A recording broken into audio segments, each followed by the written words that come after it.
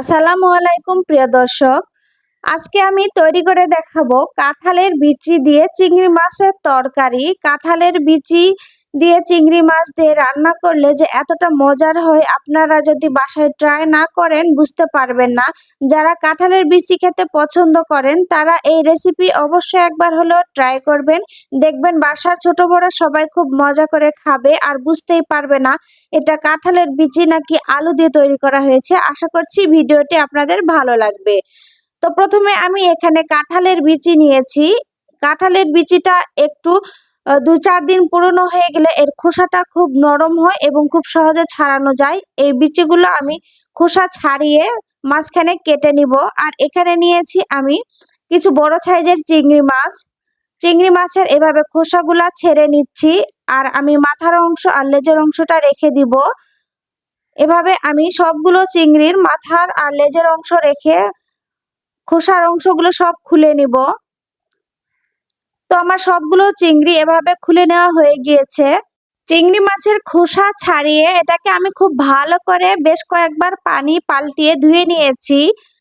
এখানে আমি একটা ফ্রাই প্যান নিয়েছি। ফ্রাই প্যানটা গরম হয়ে আসলে এখানে আমি পরিমাণ মতো তেল দিয়ে দিচ্ছি। আর এখানে চিংড়ি মাছগুলো লবণ হলুদ দিয়ে মেখে রেখেছিলাম, এটাকে আমি এখন এখানে হালকা ভেজে নিব। চিংড়ি মাছগুলো দিয়ে হালকা করে ২ পিঠ ভালো করে একটু ভেজে নিতে হবে।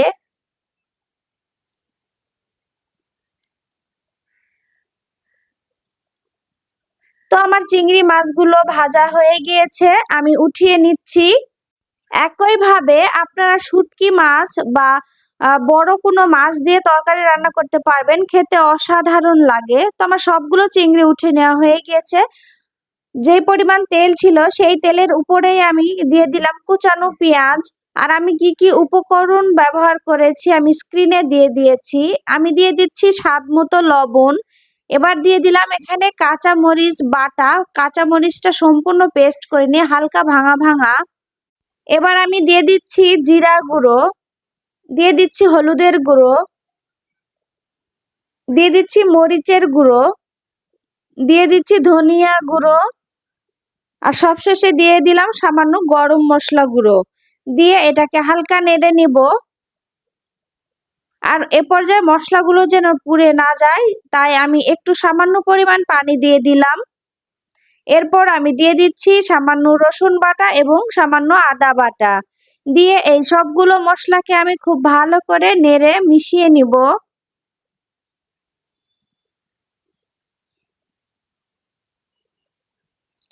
এরপর আমি দিয়ে দিলাম ছোট ২ পিস দারচিনি।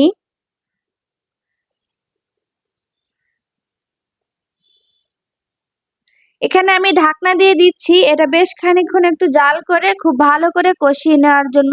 কিছুক্ষণ পর আমি ঢাকনাটা উঠিয়ে নিয়েছি আর এটাকে নেড়ে দিচ্ছি। এটা বেশ সুন্দরভাবে কষানো হয়ে গিয়েছে। এ পর্যায়ে আমি এখানে কাঁঠালের বিচিগুলো ছিলে কেটে রেখেছি, সেই বিচিগুলো দিয়ে দিচ্ছি।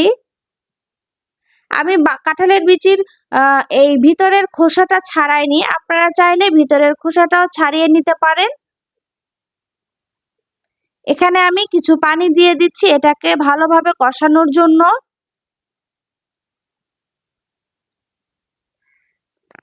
এবার এটাতে আমি ঢাকনা দিয়ে দিব খানিকক্ষণ জাল হওয়ার জন্য। বেশ খানিকক্ষণ জাল হওয়ার পর এবার ঢাকনা উঠিয়ে আবারও আমি এটাকে নেড়ে দিব।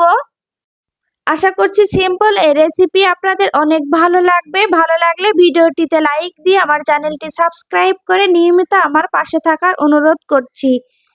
এখানে আমি দিয়ে দিচ্ছি ১ মুঠ পরিমাণ সেদ্ধ করে নেওয়া আলু। আলুটাকে হালকা প্রেস করে ভেঙে নেওয়া আছে। এটাকে আমি খুব ভালো করে একটু নেড়ে নিচ্ছি। এরপর এখানে আমি ঢাকনা দিয়ে দিচ্ছি আরো কিছুক্ষণ জাল হওয়ার জন্য।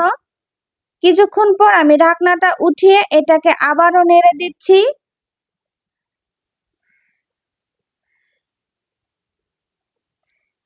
এটা একটু বেশি বেশি নাড়াচাড়া করলে এটা বেশ ভালোভাবে ঝোলটা ঘন হয়ে আসবে এবং খেতেও ভালো লাগবে।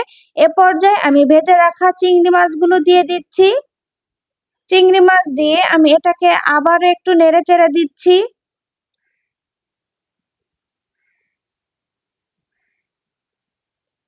একটু এভাবে ভাজা ভাজা করে যখন আমি কষিয়ে নিব, এ পর্যায়ে আমি আবার একটু সামান্য কিছুক্ষণের জন্য ঢাকনা দিয়ে দিচ্ছি। আর ইতিমধ্যে আমার তরকারির কালারটা বেশ সুন্দর এসেছে এবং এটা খেতে সত্যি অসাধারণ লাগে। আপনারা অবশ্যই একবার বাসায় ট্রাই করবেন। এবার আমি এখানে একবারে ঝোল দিয়ে দিচ্ছি।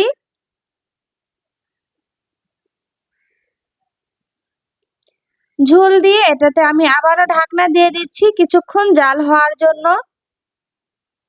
কিছুক্ষণ জাল হওয়ার পর এটা আমি ঢাকনা উঠিয়ে আবারও এটাকে নেড়ে দিব।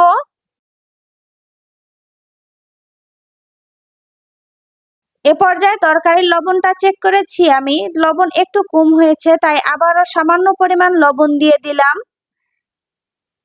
লবণ দিয়ে তরকারিটা আবার একটু মিশিয়ে নিলাম এবং ঢাকনা দিয়ে দিচ্ছি পরবর্তীতে আরো একটু জাল হওয়ার জন্য। ঢাকনাটা উঠিয়ে আমি আবারও একটু নেড়ে দিচ্ছি। এবার আমি এখানে আস্ত কাঁচা মরিচ দিয়ে দিলাম 4-5টি, আর দিয়ে দিচ্ছি 1 মুঠ পরিমাণ ধনেপাতা কুচি।